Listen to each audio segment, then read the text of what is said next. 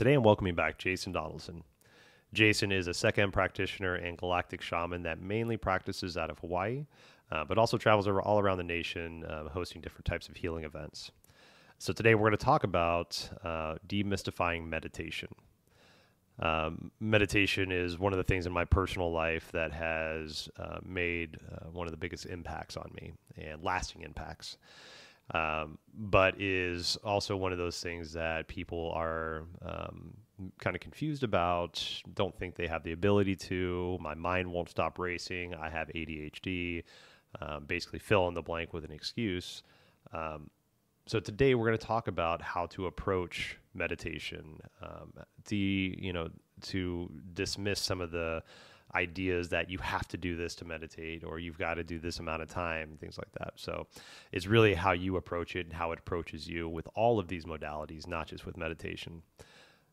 We kind of weave in the idea of meditation and prepping our bodies and our peaceful practices as we transition into this new earth prophecy that Jason and another former guest talks about too. So today's conversation is very, very beautiful. There's a lot of layers to it, and I really hope you get something out of it. We'll see you on the other side. All right, welcome back to our show. Today I'm welcoming back Jason Donaldson. Jason was on the podcast about maybe 4 or 5 months ago, and we talked about Sechem, galactic shamanism, and the New Earth theory. And it just, all those modalities that Jason works with and that he's working towards are just exciting to me, right? You excite me. Like the term galactic shaman was not even a vocabulary word in my being until I was introduced to you from Seth.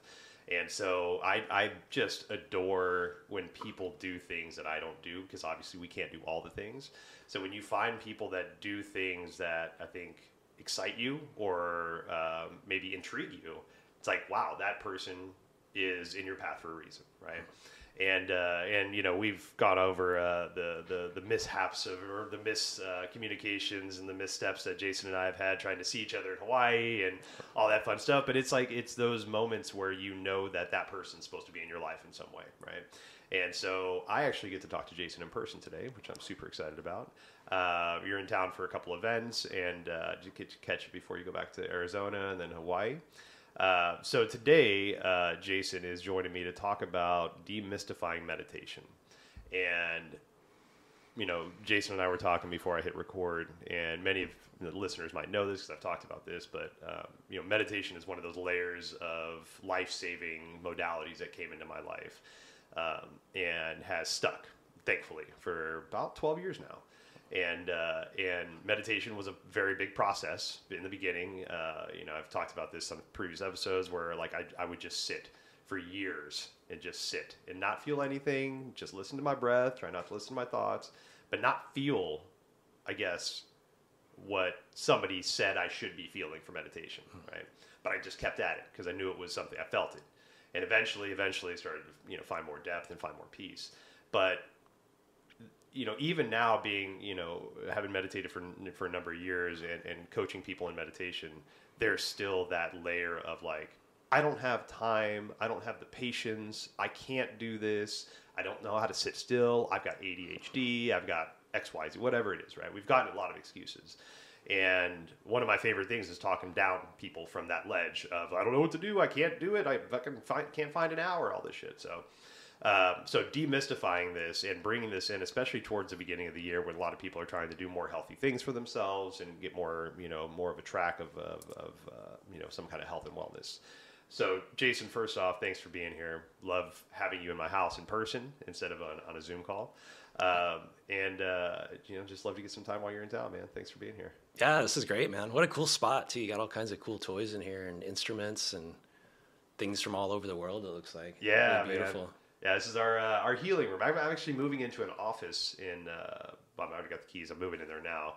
So I'm kind of sad to be leaving this room as the healing space, but also very excited to be moving towards a more private office I see more clients, less scheduling issues and stuff like that. That's great. Yeah. 2024 energy. Feeling Exactly, it. man. Exactly. It's going to be a big year. Yeah. So with meditation, I mean, you work with a lot of different modalities. You work with clients, you work with individuals, group sessions. You practice many, many different modalities. And so why meditation, and why the mysticism that surrounds it? Like, do you kind of see a common thread of people saying like, this is the reason why I'm scared of meditation, or this is the reason why I'm not kind of drawn to it, or I'm afraid of it, whatever it is?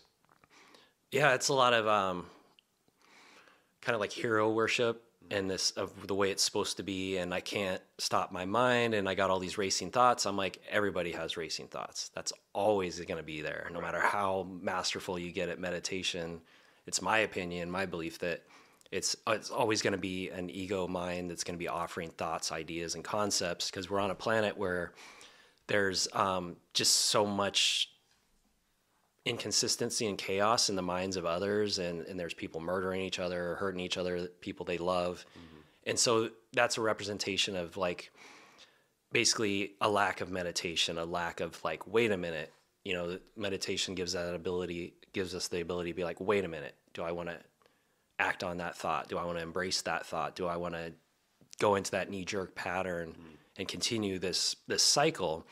And so I was joking earlier, like meditation kept me out of jail. If it wasn't for meditation, I'd be in jail or dead, because it gives us that fraction of a second to like, put our hands in our pocket rather than take a swing at somebody, or like to keep our mouth shut when, something's going on. And it's just so valuable. And as I was doing tarot card readings and working with people individually, it kept coming up like intuitively. I would tune in what would be beneficial for them, and it kept coming up like meditation, some kind of practice, even moving meditation like yoga and Tai Chi and Qigong, things like that.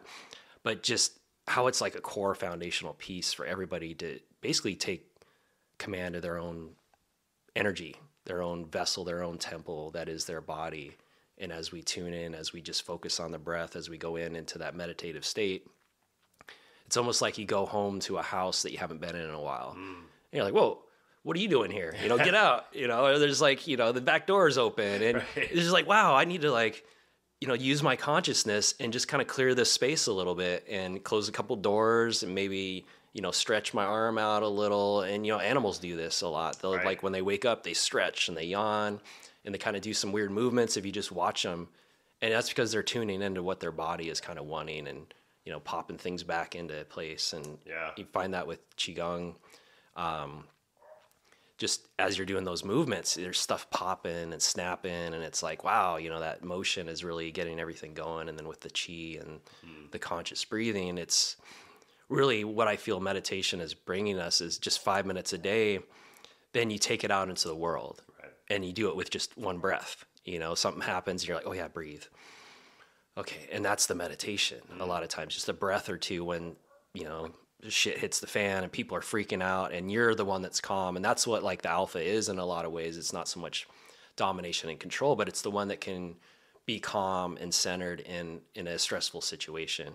And that's what a lot of people want as a leader is like, okay, who can guide me right now? Who's holding it together, basically. It depends on the environment, but a lot of it is just who's not losing control and acting like an idiot kind of thing. Yeah. And that split second you talked about, it might seem like nothing, right? Just split second. But that fraction of a second where you become the witness of the emotion instead of just become the emotion, become entrenched in anger or grief or sadness or whatever that emotion is, it's right there. That split second is a lifetime when you really can dial into it, because that split second you can have an entire conversation in your head about what you're about to do, why you're about to do it, how it's going to affect people, what the outcome might be. And that can be that initial thing to, like you said, put your hands back in your pockets and shut your mouth, right? Because that might be like, my friend Camo says, what's the most loving thing I can do in this situation right now? Right? And sometimes that's not the first thing that pops into my head. It's I've just been aggressed upon. Now I defend myself, right? Get ready, because I'm good at being an asshole. I just haven't been one in a while. So here you go. Right. But that witness moment, that observer can change your entire life, because that can keep something. I think Ram Dass used to say this, like, try to be so impeccable with your words that you don't have to apologize or repeat yourself. Right. And yes, we're going to fuck up. We're going to say things we don't mean at times. But if you can find those fractions of a second to where you can really make sure that your words are where you want to be, even if they're not received the way you wanted them to be received, they're presented in the way, the actions are presented in the way, that gives you at least that basis of like, okay, I showed up the way that I feel good. Whether that was received in a good way, that's another story. But I feel good about the way I showed up. Mm-hmm. Yeah, and that's that. That's that mindfulness we talk about, right? Yeah. Whatever kind of modality to create that. But meditation for me has been that thing that it really saved my life. Yoga was the first thing that entered my life that was the most, probably one of the healthiest things I found, and I found it for vanity. I was overweight, my back hurt, all that shit, but I had this guy Tang that would just teacher that would just sit there after class and talk.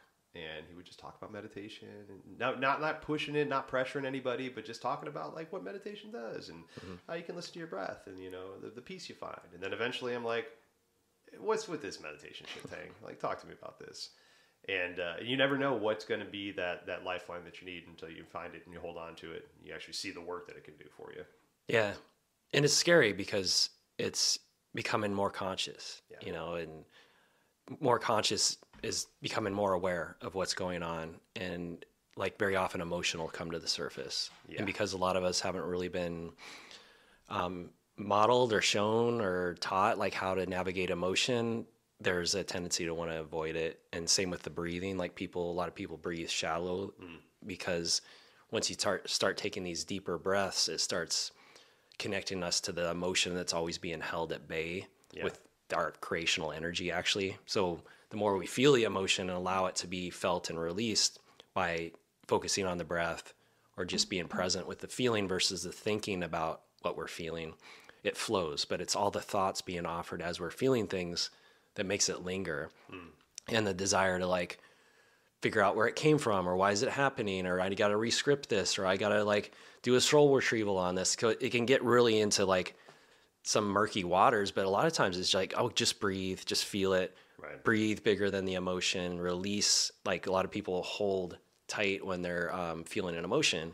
And I'll see it in a lot of the breathwork ceremonies and things I do, or just like last night I did a second group activation, and this one woman was releasing some emotion, and I saw she was feeling it, but she would kind of hold. And it's like, okay, breathe, let it go. And then she'd let it go. And I was like, that's it. Feel that.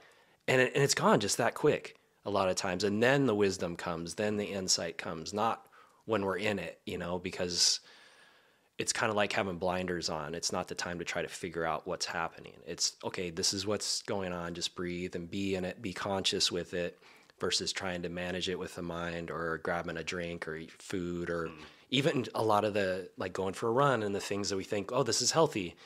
A lot of times it's kind of just kicking the can down the road too. Right. Yeah, it's great to go run and stuff, but like, let me feel this first.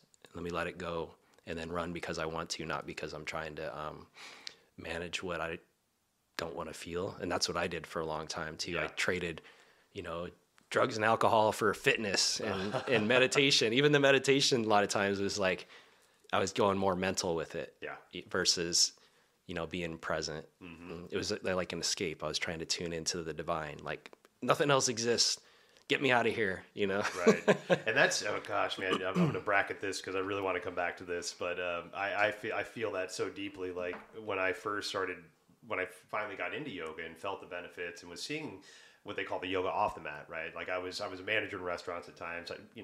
Shit goes wrong, people's food and drinks and experience. So, I was used to getting yelled at. I've been a GM for almost 20 years, right? So I'm used to the one getting the brunt of, and also the praise, right? But that yoga off the mat was that first time where somebody was yelling at me because something was wrong with their food, but I wasn't feeling my heart palpitate. I didn't feel my emotions rush. I can stay with my ujjayi breath that I created. But the other side of that too is that like I got so entrenched in yoga, it became my new drug. I was going 2 to 3 times a day. I was just living in the studio. I would teach, 10 classes a week and take 12, right? I in my head, I was great. You're dedicating yourself to your practice. I would meditate also. And then it wasn't really until COVID. So I had that pace for almost probably 7 years. And it wasn't until COVID happened when the studio shut down when I finally couldn't go to the studio. I was still teaching because we had online yoga, but I couldn't go practice in the heat.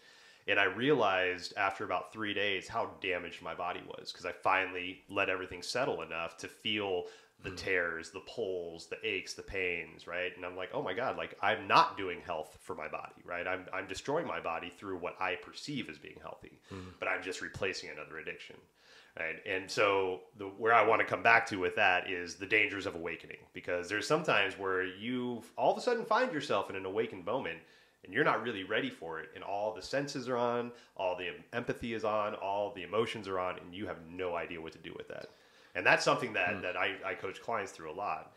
And I do want to get back to that. But before we get there, I want to just like kind of talk about how you approach the person that is anxious about meditation, confused about it, right? I don't know what to do. I don't know where to start. I don't know, how am I going to be, do I have 40 days to sit under a fucking Bodhi tree like Buddha did? Am I going to, all these things that people might have in their heads, right? Yeah.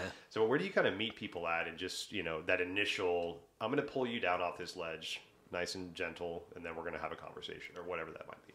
Yeah, it's like from doing a lot of group work, you just normalize it. Okay. You make it that there's nothing wrong with them or that they're special. There's this tendency in the world to think we're special, like really good, like special in a good way or special in a bad way, right. But it's really just, and this is one of the toughest pills I had to swallow, as one of my teachers was like, just be ordinary. I'm like, be ordinary? Why would I want to be ordinary? Yeah. And that becomes extraordinary though, because we're not trying to be something or do something a certain way. We're just surrendering to what is. And that's what meditation is a lot of times. It's just a surrender. It's just a noticing and not taking on all those thoughts that are being offered that, I can't meditate. That's for people that are enlightened. That's for, like, who am I to be doing this? It's funny because the ego mind is always trying to like keep us in this illusionary world. And that's its job, to keep us anchored in a seemingly physical reality and keep us safe and try to figure things out. But when it comes to like actual life and relationships, it's horrible at trying to navigate that. And so really the answer is presence. Yeah. And so whenever we come into presence, we'll always know what to do, especially when we're allowing ourselves to feel, we're connecting with our hearts. And for me, it's the breath, like just to breathe. It's the most important thing you need to do. Like we can live without food for a certain period of time, water, but if you're not breathing, you're not alive. And so that very breath is the life force energy, and it's your spirit. It's animating the body. It's pumping the blood. It's moving the lymphatic system. It's oxygenating the blood. I mean, it's doing so much. And the heart-lung connection is crucial. It's all laid out there for us. I feel like that's how every master and adept and people that can do amazing things have accomplished it, is by focusing on the breath. Right. And like Wim Hof did so much to really expose that to the world, and everyone's into it now. A lot of people, like people I wouldn't expect are all into breath work.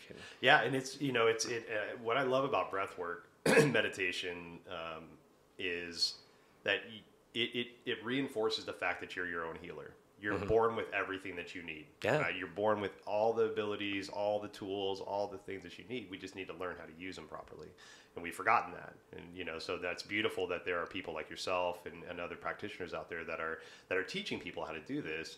And now, we're hearing it at such a young age. A lot of schools are embracing meditation, breath work, things like that.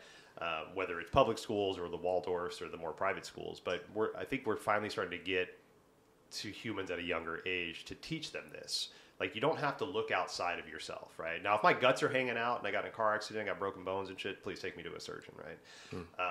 But a lot of the ailments that we have right now are caused by us, by our own thinking, by our own thoughts, by our own actions.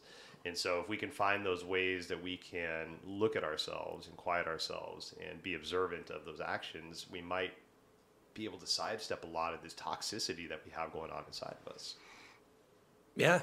It's, people just get lost. Yeah. They need a guide, but the answers are inside of them. So we guide them to the answers inside that are best for them. And a lot of times it's the same answers everyone else gets, but it's spoken differently or it's expressed differently. And that's the fun, is like we're coming out of a time period where, whether intentionally or otherwise, we were lied to and misled, and it created this kind of disconnection and this inability to really just be present and be with what's happening. And even in the schools and everything else, it was always this next thing. You have to have a plan. You have to have a goal. You know, what are you going to do? And it creates a tremendous amount of like projection into the future and this kind of angst that is really challenging for people to turn off, you know, or just to not feed into. And that's really what it is. It's like, what are we choosing to feed as God creator beings? What we focus on becomes more real, at least to us. Nobody else may notice, but to us in our world, in our head, it's like, this is what's happening right now. There is, And everyone else, I've done that in a lot of groups. Groups are great because you can point out like we call it a reality check, where somebody would say something and they're like, I didn't say that. I don't do that. And then like 5 people in the room would be like, yeah, you did say this. And then everyone else confirms it. And they're like, damn, okay, I got to own that. Wow. Yeah. Well, there's also, I mean, there's that victim mentality that we can fall into, right? So like, oh, I can't even do that right? You know, now I've done that wrong, so I can't even come back from that, you know. And that's it's such a dangerous place to be in, because yes, there's trauma involved around that, right? And one of the most recent things for me with victim mentality that I actually talked about on the podcast not too long ago was waking up to my participation in the wronging of the world, right? So I'm a 43-year-old man, grew up in the South, right? So I participated in racism, I participated in sexism, I participated in separatism. Now I've not gone out there and held flags and gone to rallies and all this stuff, but just in the background that I grew up in, I was exposed to and fell victim to many stereotypes, right? And so that we start to realize that, we unpack that, we start to unravel that as we get older, or when we find it. But so many times, like if we find the fact that like, oh shit, I did participate in sexism, shit. Now I just hide in that victim mentality. Now I'm just a victim, right? Oh my gosh, I've done this wrong. Oh my God, please, woe is me. Somebody come comfort me. I've done something wrong. Instead of I see my misstep, right? And now what do I need to do to right this wrong within myself, within my community, whatever it is? And, you know, stepping into that type of mentality from that victim mentality is really difficult, but it's a huge shift. And for me, meditation was that key to be able to look again at that ego that can take on any character that it needs to, right? It can be that power domineering, you need to do this, but it can also soften itself and be like, oh, Adam, oh my gosh, I'm so sorry you're the victim. Just sit on the couch and watch Netflix and be okay, right? Just sit in your sorrow and it's going to be all right. We'll figure it out. Instead of getting out of that and doing something about it, right? Let me sit with my thoughts. Let me sit with my breath. Let me sit with myself and figure out how I can show up better. Yeah, well, I think that's where the answer is love comes in, you know, and that's, again, meditation is surrendering to the love, the peace, the joy that we all are, that we all have within us, because that is the creational energy. And so no matter how far we stray, we'll always come back to that, no matter how murderous or racist or abusive a person is, whether intentionally or otherwise, just from, you know, what they were around and exposed to and were modeled from their environment. There's always the opportunity to like wait a minute, in this now moment, I choose something different. And we've seen that in the world many, many times. Like I always remember the bullfighter, and I didn't see it, but I saw, you know, the story, and hopefully it was real. But the point is, you know, he couldn't kill this bull. Like he was trying to kill it. It wasn't even really charging him. And he was like forcing himself to kill this bull. And he was like, you know, he just kind of sat down, broke down and started crying, because he realized, like, what am I doing? What am I participating in? Right. And this happened in one of my lifetimes where I was shown, I had many, many lifetimes where I was in wars and battles. And I like that. I like the military and I like all that stuff. But I have a really sensitive nervous system, so I don't do that this lifetime. But they showed me one lifetime where I saw the game. I saw how I was being manipulated by the people that set us to war with one another, and they weren't even there. Yep. And I realized I was killing my own brothers and sisters. I'm like, oh my God, what am I doing out here? And then it just broke my heart in half. And I left a part of my heart in that lifetime in France. And I actually reclaimed it in this lifetime, not even knowing I was doing that. But as we were landing in Marseille like 4 or 5 years ago, I felt this huge heart reclamation, just this mass, like loving presence. And I'd been swimming with dolphins previous to that because the woman I was dating was like part mermaid. And that kind of like helped expand and open that place that I had hardened in this life, especially younger in this lifetime. And yeah, it's just, and I've been shown this in visions too, that it's really easy to do the work I do because I'm just pointing out what people already know. And it's just a surrendering to that and reminding them, and you see it. It just clicks and a light goes off. You're like, oh, I know this already. Like, what do I need you for? Yeah. And then they kind of forget and they shift. They go back into the other programming. But at any moment, it's like, breathe. What do you feel? Or not even what do you feel? Just notice what you're feeling. Breathe into that space. Now let it go and just allow it. And then it shifts. It's amazing. Yeah. Yeah. Even with trauma and everything else, because a lot of it is the mind is trying to make sense of it and trying to change it and trying to manage it. But it's like, no, let go of it and just allow the water to flow. If emotions are like water, just allow that versus trying to kink the hose with all the thoughts being offered, because thoughts will always be offered. Right. In this moment, tons of thoughts in my head right now. Yep. And I'm like, no, I'm just going to breathe and talk. Yep, totally. Be here now versus what's going to happen a second from now or 10 minutes or whatever. Yeah, I think that's, that's one of those common misconceptions about meditation is like you shut your brain off. No more thoughts come in. No, there's always thoughts, right? There's always going to be thoughts. It's whether or not you pay attention to the thoughts. Yeah. Right. And the way we did some meditation classes for kids recently, a couple years ago, actually. And one of the ways that we found to approach that kind of idea with them is to say like, okay, so think about your mind as a lake, right? And so you're in that lake, there's all different types of fish, right? There's an angry fish, there's a happy fish, there's a sad fish, there's, grief fish, there's all these different fish floating around. You're not the fish, you're the lake, right? So you might see the grief fish float by and be like, oh, well, that's kind of sad. But you don't become that fish, you just witness the fish floating by. You're like, oh, there's grief. Okay, got it. There's a message there, right? Cool. Oh, there's happiness. All right, got it, right? We're not fully stepping into each emotion, we're just observing them as they move by, so we don't become that. We observe it, right? And it's, and that can be kind of counterintuitive for like joy and happiness, but it's that same thing. It's that kind of idea of that middle path that the Taoists talk about, right? If we're on this middle path and we see joy, we can step towards joy, yes, right? But if joy moves away, have we attached ourselves to joy so now that there's sadness when the joy moves away?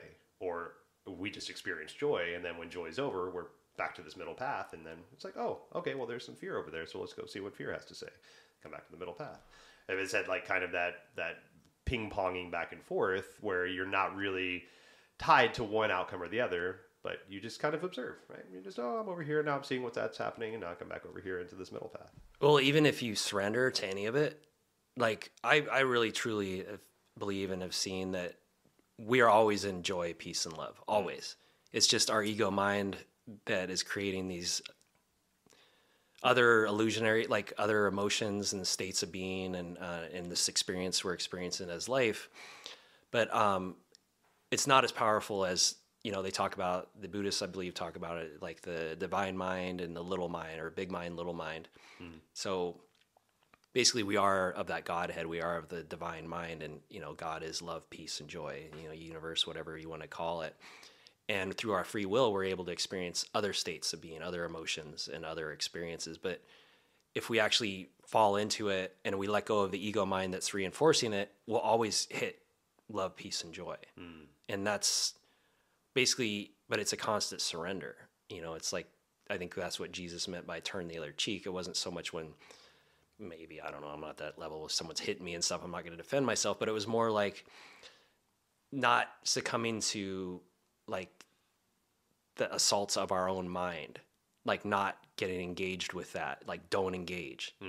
Engage with the heart, engage with the breath, but we gotta feel. Yeah. And that's what releases. And I think that's what scares people, is because maybe they forgot that they are love, peace, and joy. And so to feel and surrender to any emotion, there's this fear that you're going to get stuck in it. That was my thing with depression. I had depression and anxiety for years and years and years, and took meds and finally got off them.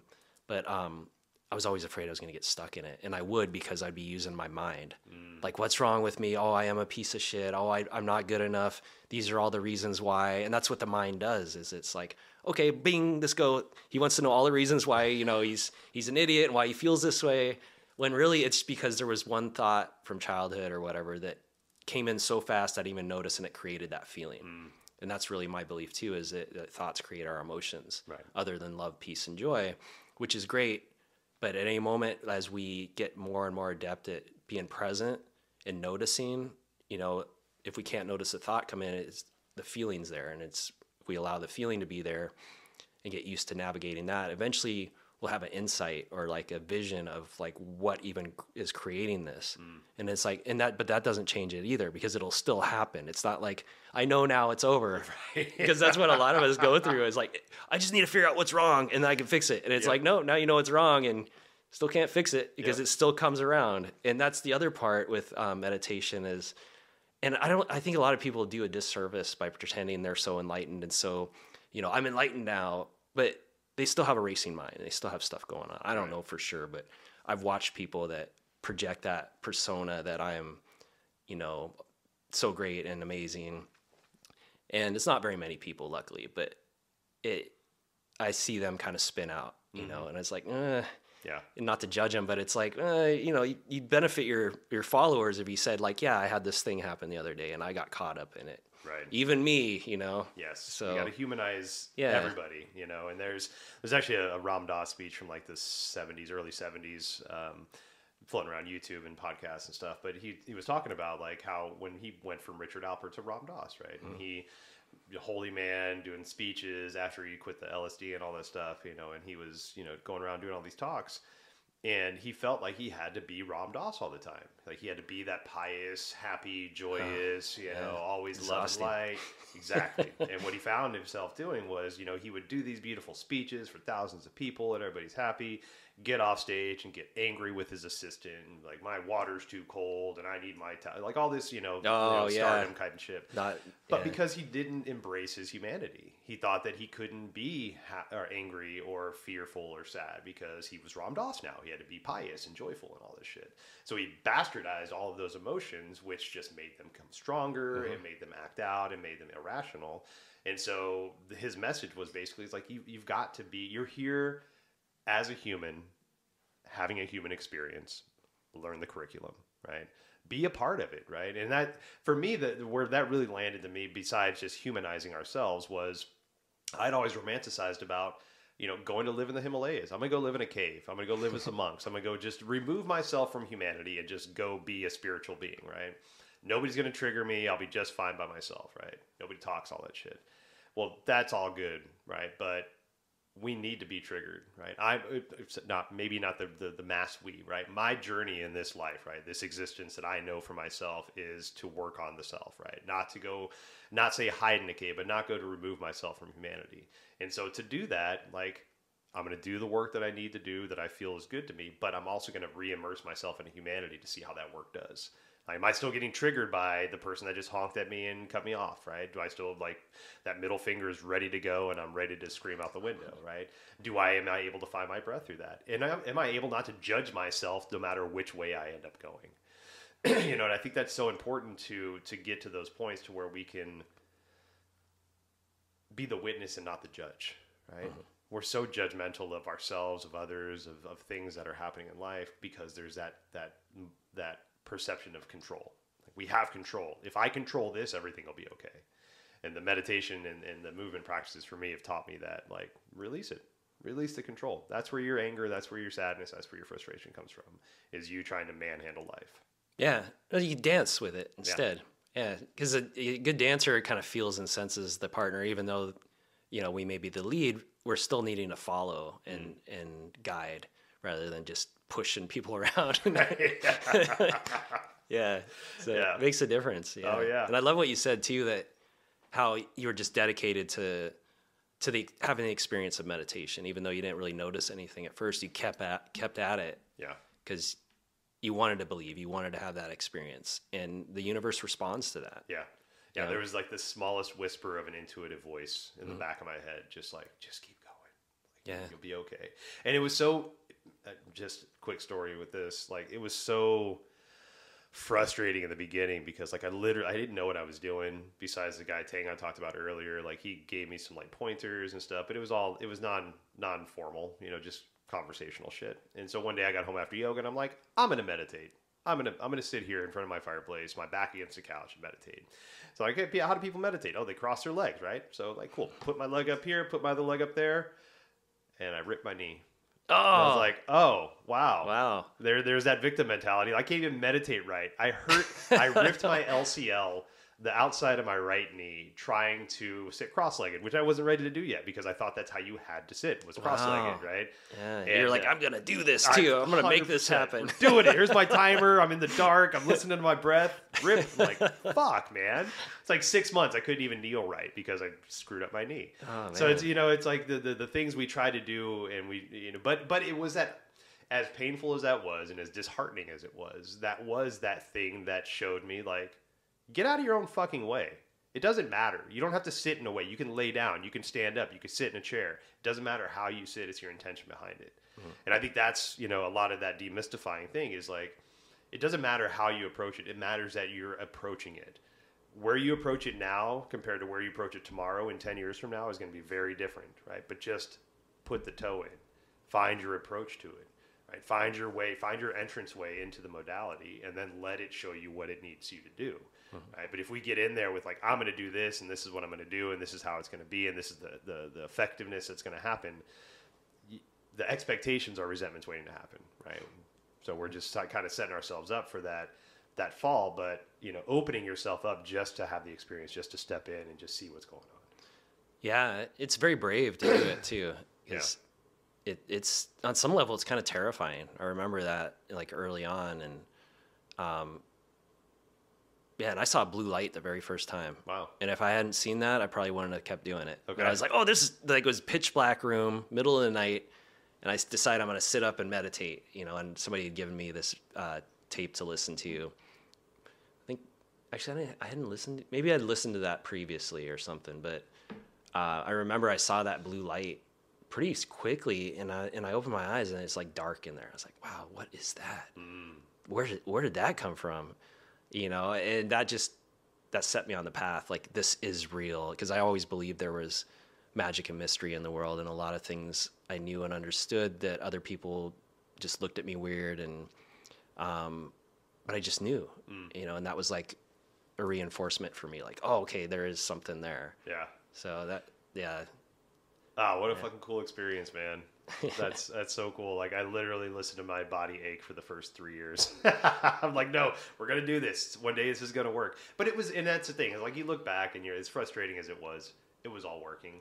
Like, it was all working as it needed to. That's one of my favorite things about styles like Vipassana, where it's like a silent meditation. Because, from your story you just shared, one of the layers of silent meditation, that the effectiveness of it is that if you're not sharing your experience, you don't have those stories in your head about what you're doing right or wrong, right? So if we're sitting next to each other in a 10-hour meditation, and then all of a sudden we finish and you're like, I saw a fucking blue light, and I'm like, I listened to my fucking hips yell at me for the last 10 hours. Like, clearly I'm doing something wrong. Nobody's doing anything wrong. Nobody's doing anything right? You're all doing it at the pace you need to. So having those experiences and being able to understand what your own experience is and how you approach it, I think is really interesting with that silent meditation side of it.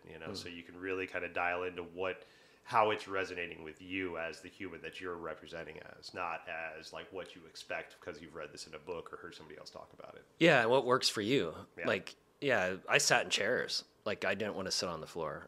I'm moving to that more now because I realize how much better it is for my body. Right. Yeah. And at one point I was meditating a lot, all the time. And a lot of it was kind of an escape too, I realized.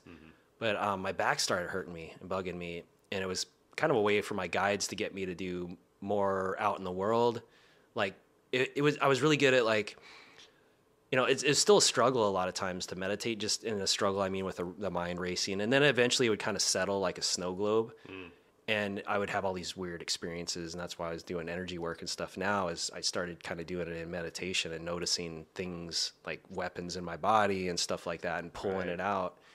And but it was like, as soon as I got up and moved around, it was like, bing, my mind started racing, and I was like anxious and nervous and stuff again. But then I started doing Tai Chi and Qigong, and that helped me like be intentional and really present with my movements and be in the world. And it was really like them getting me to be like, okay, you need to get out in the world and do stuff rather than just sit and meditate for, an hour or two and, feel good and then have something trigger you and you just have to sit and meditate for another 20 minutes. Cause I had that mentality. It's got to be a certain period of time. It's got to be at least 20 minutes. Yeah. Cause that's when I drop in and I'm in a good place. And now it's like, with practice, and I've seen this with people really quickly, is it just taking a couple of breaths and like, okay, I'm good. Yeah. Because they're not letting it all build up. They're not believing the thoughts that there's something wrong with them or they can't do it or whatever it is. Yeah. Yeah. And that's, it's so special when your practices can get to that point, where it doesn't take whatever allotted amount of time or effort that you're used to giving it or that you think it needs to give, that you can literally do it right here, right now, standing in line at Target, driving your car down the freeway, whatever it is, something triggers you and all of a sudden it's like, oh, I'm good. Okay, cool. All right. Got my practices, got my breath, got my understanding, got constitution. We're good to go. Right? It's like, I love myself. It's okay. Right. It's like, oh yeah, I kind of overreacted, but I love myself. It's okay. Like the internal dialogue changes a lot too. That's what's great. Cause I still do stupid things. Oh, and, yeah. I like to drink here and there too, and I participate in things. People would be like, "What are you doing?" I thought you were all like spiritual and stuff, and not hurting people, but like, like eating meat and going to a football game and stuff. Like I was in Phoenix and I was hanging out with my friends there, and they're not too much into the spirituality stuff. My friend's wife is, but we were doing a lot of like stuff that people would be like, "What do you do?" I thought you were like a galactic shaman guy, and I'm like, I'm living my human life. Exactly. Yeah, I find balance though. I gotta like not go over the edge and drink a whole lot. It's like I have limits because I used to have a problem. So now I never drink more than 4, and it's usually just 1 or 2, and then I'm good because like maybe my liver's bad or something. But like I'm like, whoa, that's plenty. Yep. Well, and there is a personal balance that we can each find with something if we want to, right? Like I know a lot of medicine folk or shamans that use alcohol in ritual because it helps them deepen whatever practice they're trying to get towards, right? There's in Eastern religions, philosophies, especially in the old kung fu movies, you have the masters, right, that would walk around, and one of them, actually played by Jackie Chan for a while, was the drunken master. Oh, that's a great movie. Right? Yeah, I love that movie. And it's like the drunken master has to have alcohol in his system. That's his life force, right? So the drunken master is an immortal being, been around for centuries, but the way he stays that way, Jackie Chan in this character, was by drinking alcohol. Right. And so the fighting style, the way they approach life, all this stuff was through this like drunken haze. But also there's a lot of wisdom that was going on, a lot of like prophecy that was being spoken about, a lot of like just beautiful like ways to approach life, because this person found the balance that they needed, which is outside of my personal balance, but it's perfect within their balance. Yeah. So it's finding that way of, with plant medicines, alcohol, drugs, whatever it is, right? We have this way that we can approach life. There's a lot of different things we can do with the life we have. If you entrench yourself in, like you said, meditation, I'm going to meditate all the time. That can be as toxic as heroin, right? If that's because you're removing yourself from life, you're basically living in a haze that you're not allowing yourself to participate with. Right. And so it's like, everything we got to find a moderation with, and we got to find modicums of, but finding what works for you and not judging yourself for it, because like you're having fun, you're experiencing life, you're still within your boundaries of whatever that means for you. Fucking hell, man. Get out there and have fun.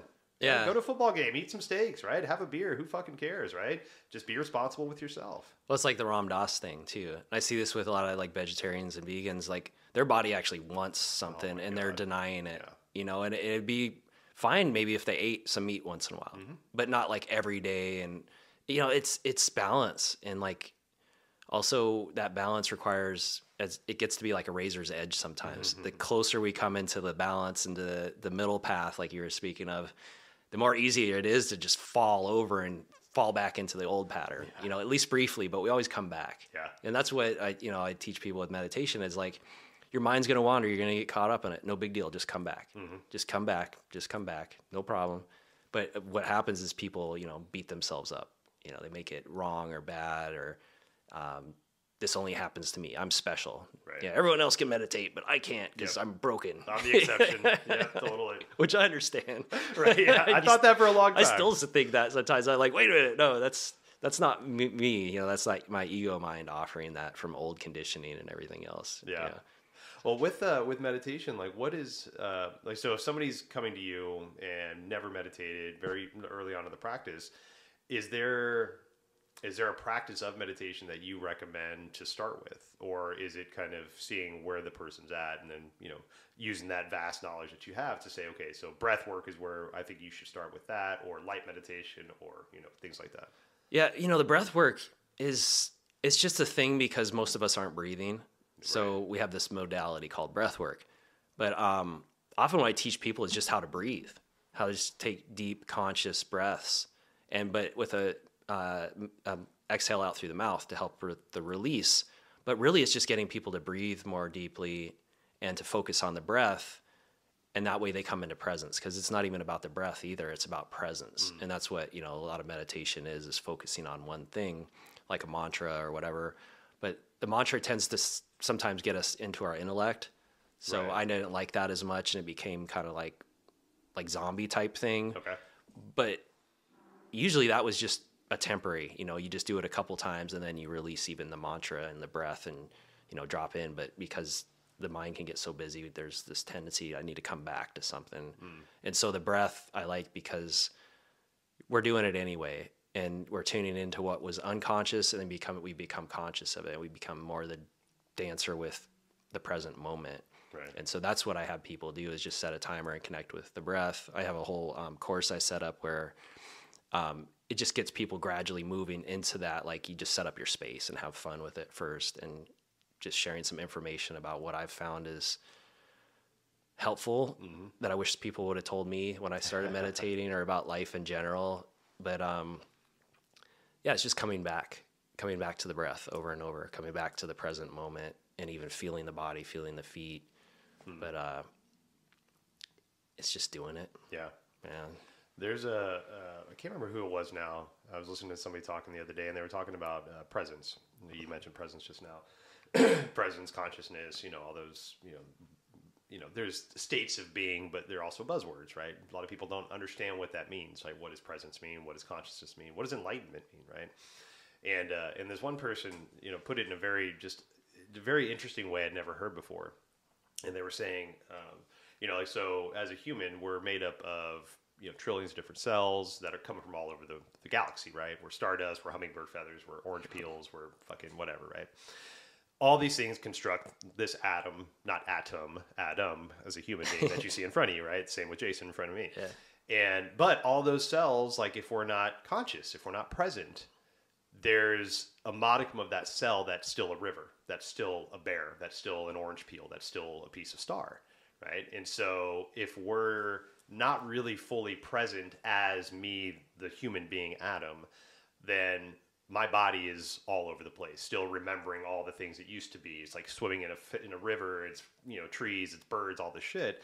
So that presence is just reminding all the cells that, hey, guess what? We're Adam, right? We're manifesting as Adam right now, right? So yes, I feel the energy of the hummingbird. I feel the energy of the orange peel, right? But we're manifesting as Adam. So get all those trillion cells right now are representing as Adam. And for me, that was it. For some reason that clicked, right?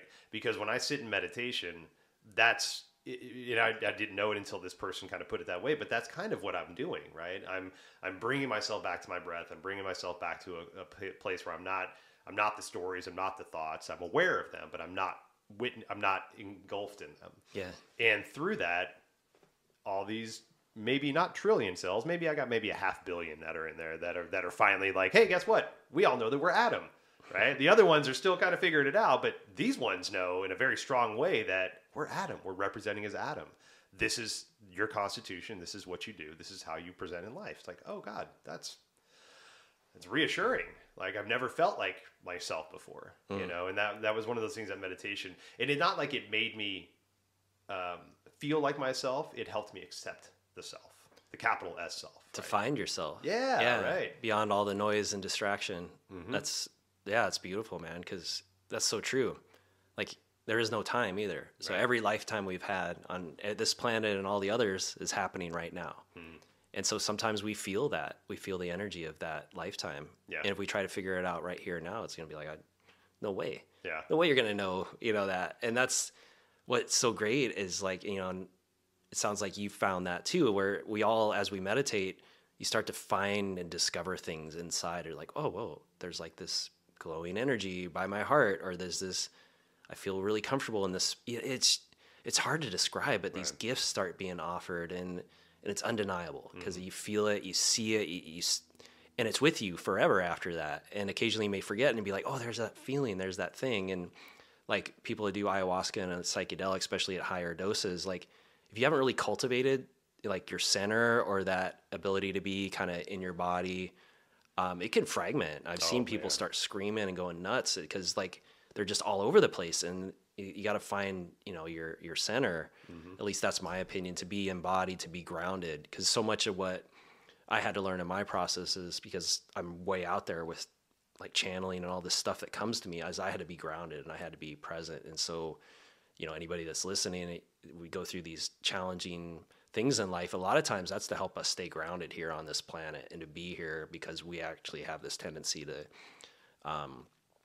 be out in the cosmos. Right. And we're bringing that here to this planet because it's what's needed and it's what's changing everything here and now. Yeah. It's a great time because the energy is moving towards that.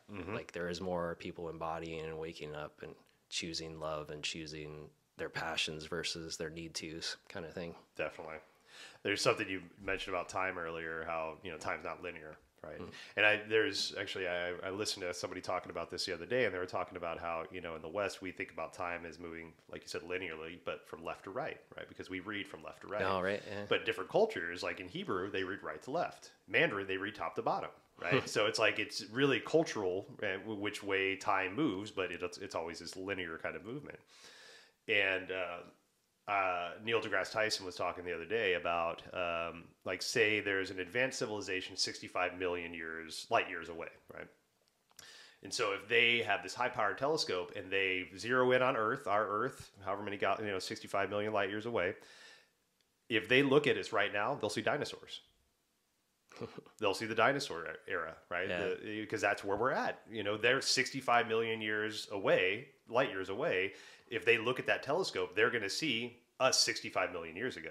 Just like same thing, if say 13 million light years away, we're going to see another galaxy or another civilization 13 million years in the past, right? Because that's just the way time and space works, right? And it's kind of baffling, but at the same time, like if you look at a lot of the indigenous cultures and the way they look at life and time, it's not a circle, but it's like within this sphere. And you can almost like pull any time frame you want from it. Oh, like a spiral. Yeah, it's not moving left to right, top to bottom, right to left, whatever it is. It's just all right there. It's like a soup that you get to kind of pull from and say like, oh, there's this. Hey, there's this time frame. Oh, there's this time frame. Yeah. And that approach to me, even though it doesn't really make sense, it feels like it makes more sense to me. And I don't know I don't know how to explain that. There's some of those gnosis ideas, that you can't really explain, you feel. And that explanation just feels more realistic to me. Yeah.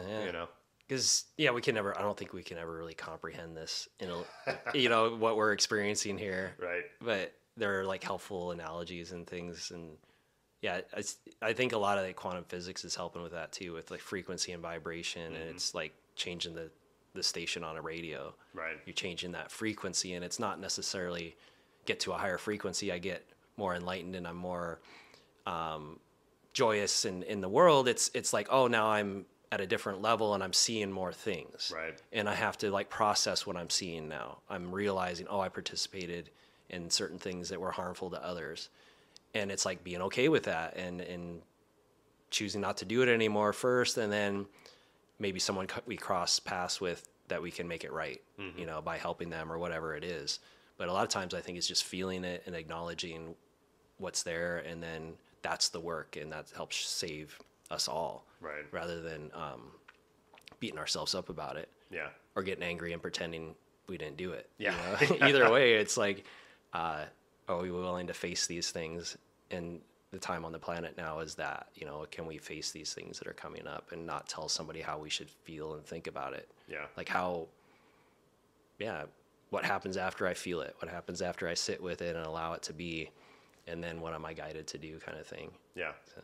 Well, think a good opportunity to get back to that bracket I put in a while back, but the dangers of awakening, and it's interesting because, there's so many theories out there about, like the Mayan calendar rollover 2012, all this stuff, the Mandela effect. Are we crossing universes now? The idea that string theory is one of the most plausible and confirmable theories in quantum physics, that we have multiple timelines, like just a billionth of a nanosecond away from each other, like all these different universes, right? This, multiverse, if you will. And so, like, there's so many different ways that the human being can manifest in life, right? Whether it's, personality, all this stuff. But that danger of awakening, sometimes, like, we don't realize what we're not seeing until we see it. And there's a theory on, like, the Mayan calendar 2012. And I'm not saying I believe in this. I just love reading theories and, hypothesis and all these different stuff out there. But that theory is that we did transition into a different universe, timeline, whatever it is. We're still more or less within the constructs of our timeline, but little subtle differences. But one of those differences is that a large part of the population has been, quote unquote, turned on, right? Now, that doesn't mean like one person's better than the other, but maybe like the empathy that you've been ignoring for a long time is now very present. And I say that, and I do put a little bit of weight in not that whole theory, but just like the unaware awakenings. Because I have clients that see me that have never meditated, never done yoga, never done a quote unquote religious, peaceful, spiritual practice, but have all of a sudden like come into empathy and have no idea what to do with it. They've gone through life being numb to all emotions, and now all of a sudden they feel everything around everybody. So the reason I say that is like we kind of know what we're getting ourselves into with meditation, but we also have no idea, like with these peaceful practices. And being prepared to be startled, being prepared to be faced with something that might be disheartening. For my personal path in meditation, it was like eventually, as I started finding my breath and finding, peace with that, here comes this little mirror that started to slide down in front of my face that showed me how I really thought about myself. And it wasn't good at all. And it sent me into a spiral because I didn't really realize how toxic I was to myself until I did. And it was like, well, shit, how do I come back from this? Right? I know all the things I've done. I know all the drugs I've done, the things I've sold, the abandonment of the father I was, all the shit that I've done that tallies up the shitty things that Adam is, that's blaring right in front of my face. And like, how do I get past that? And so it's not always fucking roses and glitter when you step into a spiritual path, right? Sometimes it's harder than the thing that you're stepping away from. But, is that something that you've kind of encountered with some of the folks that you've worked with? Is that like that shock of awakening of like, oh my God, like, I don't know if I was ready for this. I don't know if this is what I thought that this was going to be. Yeah, it's like with the emotion when I start working with somebody over the long term is I tell them like, as I have them breathe and emotion just comes up. It always does, especially if they've been trying to deal with life and have been distracted.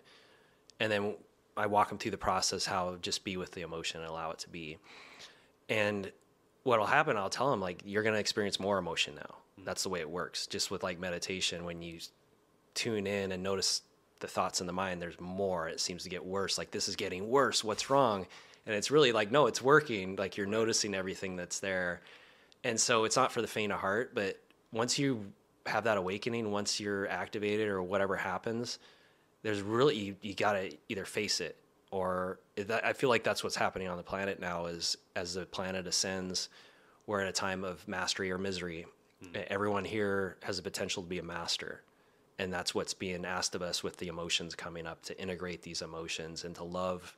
I consider the emotions like our children coming back and to just be with them and love them. And for me, I have people do that with their breath. Yeah. Just be that loving presence. Don't talk them to death. Don't, tell them to wait outside. Don't tell them to go sit in the corner until I can deal with you. It's like, just be with them, just be and allow. And then that's why, it's great that people have you to guide them and show them like, okay, this is how I do it. Or this is what I'm being guided to share with you in this moment. And now go and do it. Try it yourself. And then you check back in with them and they're kind of getting it, but they're like, well, what about this? And it's like, oh yeah, okay. try this. And a lot of times we're just guiding them to what they kind of know. And they're like, oh, I thought of that, or I kind of felt that, but I wasn't sure. It's like, yeah, follow that inkling, follow that, the whisper on the wind kind of thing. Because it's so subtle, it gets missed. Just like astrology.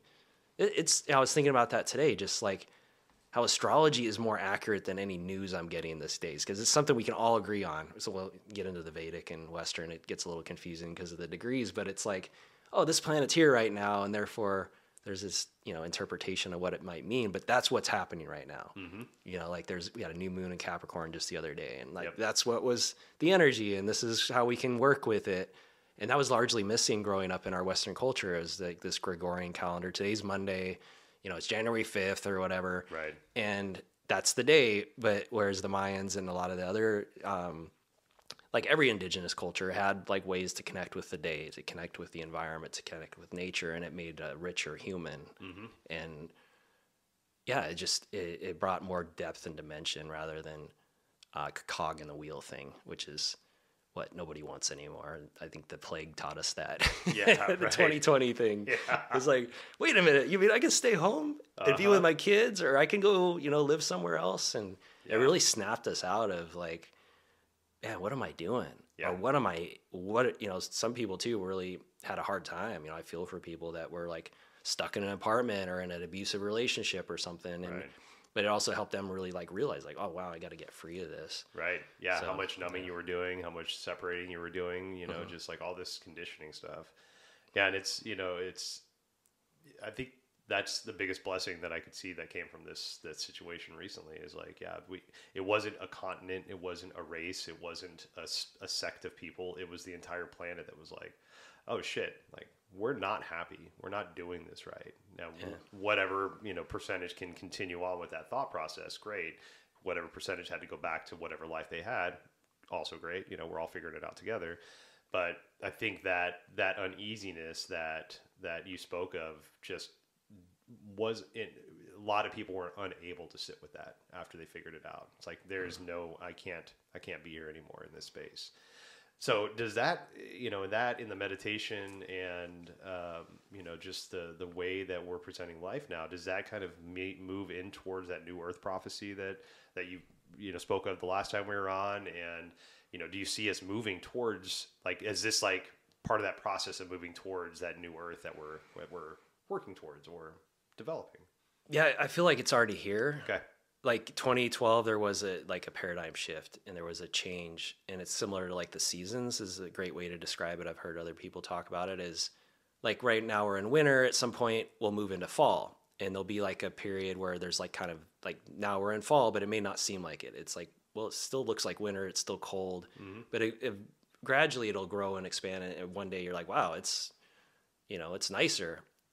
Going into spring. I don't know if I said fall or what. Oh, spring. Yep. But we start moving as things start melting, it starts getting warmer, and it's like, oh yeah, it's more evident now. So the people that were more sensitive and more like tuned in as far as whatever, they felt it coming for a while. And some of us, like myself, were really stoked for it to happen, and then it didn't happen. It was like, why are these systems still in place that are really not serving very many people, if anybody, at this point? And now it's starting to present more and more like, oh, there might be some big shifts coming, especially this year. And basically it's like the planet's ascending, like we're moving into like spring and then into summer. And so as that happens, there's going to be this thawing and this awakening, this kind of like coming out and revealing of things. And then how we navigate it personally is going to determine how whether we have the mastery or the misery kind of thing. And a lot of people I feel are going to choose to exit. They're going to choose to die, to go to a different timeline or a different seemingly planet. And I feel like in their reality, we're all going to die that are trying to ascend and, do these practices or whatever that really helps us be with what we're witnessing and not making it good or bad or whatever, just be the love and still set boundaries. And then in our reality, it's going to look like they died. And it's not good or bad or anything. It's going to be sad for us as humans, but it's going to allow things to kind of transition and move. So there's not this like, right now it's almost like there's two different worlds coexisting, Right, even yeah. though there is a separation. It's almost like looking at a fish tank Yeah. between the two and what people are choosing. And I really feel like it's simple, you know, this love, peace, and joy is what it is. And we still have a human experience, but if we're judging, that's the ego mind. We can discern and set boundaries, but if we've already set those boundaries and then we're judging and giving power to these thoughts about these people that we think are hurting us or hurting others, we're actually reinforcing it. Right. So the practice is to come back to love and be that for ourselves. And then I feel like that's the best way to change the external, is you become like this radiant energy of like love, and it shines out and it allows others to wake up and snap out of what they're doing, and it gives them opportunity to go and ascend to a different reality, which is what I believe is happening right now. Is there's still people that could shift and come to like the new earth where it's going to be more peace and harmony, more basically I see people being free to do what they love and get paid for it, and not have to be in so much survival and competition, where competition is going to be more helping us. You know, it's going to be more collaboration versus competition, and to be like children again in the world and enjoy and feel safe. And even I would think we're going to start seeing the children start to be liberated to the ones that are being used, you know, their energy and everything else, and the people being exposed that have been doing that, because that can't coexist with what the new earth is. Yeah. So Yeah, and there's such a special energy with the youth, you know, and I can't say I didn't experience it as a youth, because I just was being a youth. I didn't really know what to look for or not. But being, you know, my 40s now, and seeing, you know, versions of youth, I'd say 25 and younger, it's so inspiring to see these young adults and young children that just don't want to be a part of this, that don't want to be, you know, a cog in a wheel, like you said earlier. They don't want to, you know, they want to have their own thoughts. They don't want to be just lumped into a group of people. And I'm reading a book right now, I'm about halfway through. It's called The End of Averages. And they talk about how, like, in the United States, at least in 1870, we started to lump humanity as an average. You know, average man looks like this, average woman looks like this, average household, average income, all this shit, right? Yeah. And at the beginning, we wanted to be the average, right? We wanted to try our hardest to be the average person, right? Because that's what the best was, because everybody, you know, that's the masses. But what we found is that nobody was average. Like, if you took 1,000 men and put them all together and then say, like, I'm one of the 1,000 men that was, you know, grafted into this average. If you took my parameters and based it against that average parameters, I wouldn't match up at all. Maybe one qualifier, maybe two qualifiers out of like 10. That doesn't make me an average person. So nobody really fits those averages. But we've been conditioning ourselves to be the average. And then we got to the 20s and 30s, and it was like, okay, now we want to be better or below average. We want to delineate, you know, are you better than average? Cool, you get this kind of job. If you're below average, sorry, you're a factory worker. You know, and we're finally, I think, to the age now where we can stop looking at the masses as an average. We can really get back to the individual, right? Now, not the individual as an ego. It's like, hey, I'm going to just be over here doing my own thing, right? We understand the importance of the individual being a part of the system, but the individual can be an individual.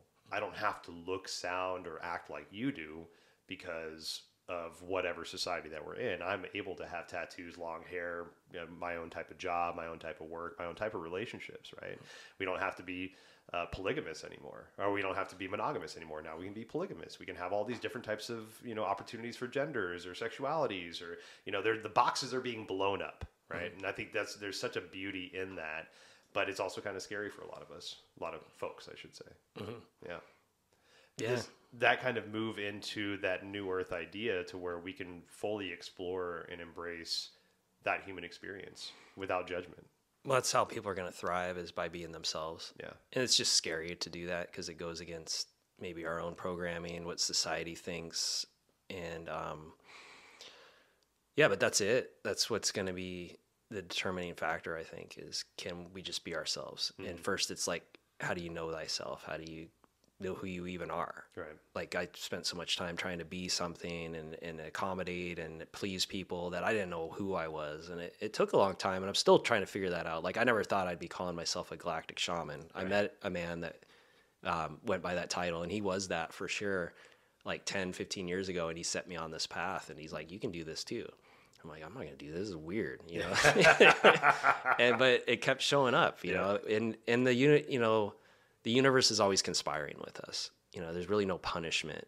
There's like consequences or like things that happen based on what we're putting out or whatever, how we're responding. But there's a benevolent universe that's there for us. And it's just allowing ourselves to be with what's happening and to notice what's knocking on our door, what's all around us. Yeah. And that's, again, presence. Like a lot of magic has happened when I was like really upset about something, and I just let it go, and I just allowed myself to feel the upset, and then I go out in the world anyway, and I work on just being happy, being that, you know, smiling or at least making the best of it.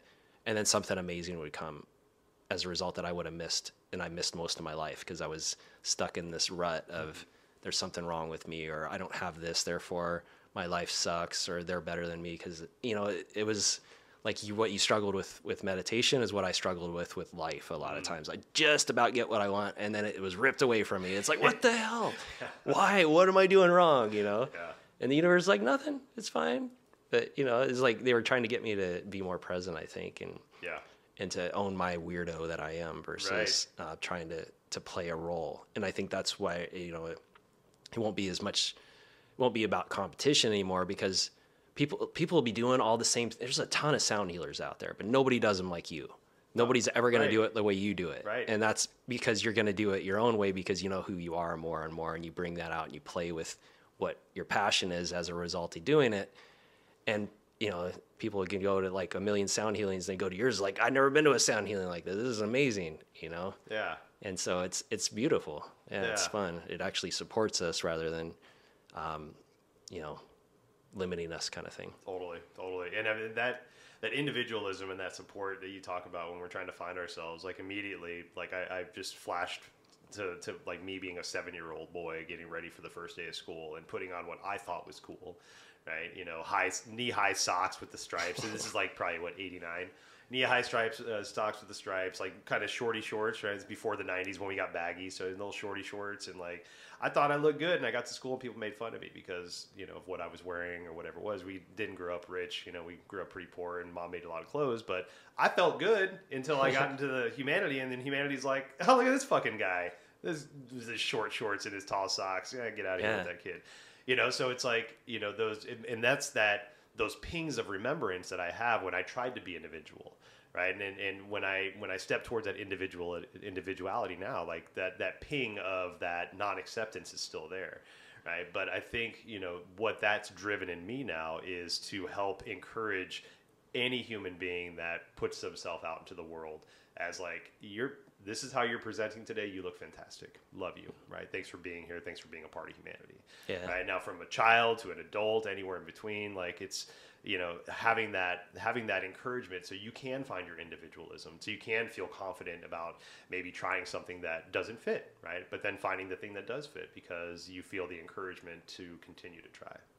It's great feedback too when people are kind of, you know, giving you a hard time. Yeah. Because that means you're doing it. Right. Yeah. And you know, what's weird is I've experienced that with people too. I was like, this guy's a weirdo. I don't know, what is up with this person? Yeah.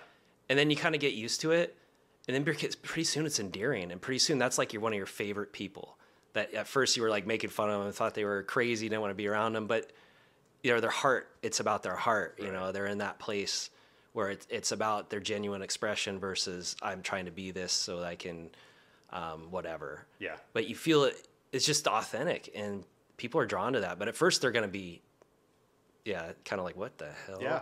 Like, and if we keep going, and if you just keep going, you know, and then they start to embrace it too. And that's that light, you know, and I think that's, again, to get back to the meditation and everything else, is like, there's no set way this looks. You know, we've been shown in the past that it's, a guru, or it's these certain kind of people that are really good meditators, and this is what meditation is. This is the persona.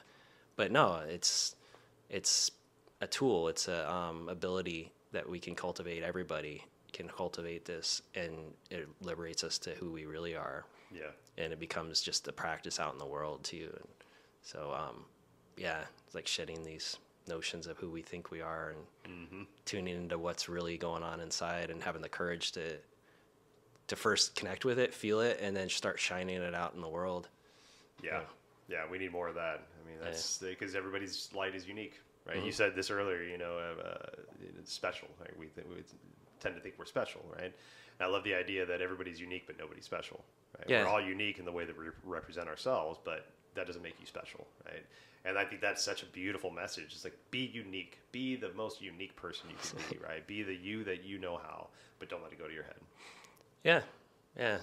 It's just choosing love. Yeah, totally. You can always tell the ego mind, because it's like judgment, a projection into the future or the past, trying to figure something out. And that's always our indication, you know, and then the emotion is the feedback. If there's any kind of like undesirable emotion, it usually means we're thinking about something, we're judging something, we're analyzing it, a situation, like maybe a breakup or something, and it hurts and it's sad. And like there's an even more amazing person coming. But because we're like judging it and holding on to it, we're going to get that feedback. And so that's always our feedback, is the emotion. And it's like, oh yeah, feel the emotion. Yeah. There's going to be some grief. That's like universal, you know, and everybody feels that, at least for a period of time. Yeah. But a lot of this stuff is just our judging what's happening. Yeah. Well, you talked about briefly about a meditation course that you have. So wrapping up, we'll talk about the meditation course. You know, is that something people can do online? They have to see you in person, or you know, what does that kind of entail? Yeah, it's online. It was a live course I did. It was 4 weeks, and so I have the recordings up and everything, and it walks you step by step how to approach meditation from a place of surrender and a deep inner knowing of the truth of who we are, and some like tools and techniques and little tricks and things I've learned over the years that I find are helpful. And everyone that did the course really had a lot of positive feedback for it. So beautiful. I'm excited it's out there, because I find a lot of people like, will you teach me how to meditate? And it's not really anything you can just tell someone. You can give them some pointers, but then they got to kind of explore it themselves. Right. And so this course lets them kind of tune in and go in gradually and see what works. And then based on the videos we had of the live calls, you get more insights from others that struggle with similar beliefs. It's kind of almost the same thing people always say. It's really interesting, like these core programs that are in place of why we can't meditate, or, you know, what an intention is. And an intention can just be one word versus this long, drawn out, detailed thing. Yeah, that's thank you for doing that. You know, because like, I mean, this whole conversation has been about demystifying things, and like we create so many stories in our head that we just limit our ability to just take that first step. You know? And it's just so important to, because like you said, like meditation and all these practices are going to resonate differently with the person because of what you've experienced and the way you approach it. And so, you know, having somebody that can give you like, you know, a comfort level of approaching a modality, but knowing that your experience is going to be very unique to you, and just give it a shot. Right? It's like, there's so, like with me, you know, the impetus for me to finally start meditating was like, you can wait another hour for your wine, right? Give yourself this, you know, 30 minutes, 20 minutes, whatever it is, to sit and just listen, and then have your wine later, right? You can still have that. At that point, I wasn't ready to give it up, but it's like, not that necessarily I had to earn it, but it's like, do something positive for yourself before you do something that's going to be what maybe like considered at the time negative for myself, right? Yeah. And, you know, it's just, it doesn't take a lot to dip a toe in and to really change your life. You know, it's just a little bit of dedication, a little bit of courage, you know, to get out there and do something different. Yeah, totally. Do it for yourself, and make it fun. Hell yeah. Hell yeah. Well, Jason, thank you so much for being here. I'll leave links to the show notes to ways to get in touch with Jason through his website and the meditation stuff that he's got going on. But thank you so much for all that you do, brother, and look forward to having you back. Thanks, man. Yeah, it was great being here, and thank you so much. Thank you. I love that you're out there helping people. Appreciate it, man. Yeah, we'll chat soon. Awesome.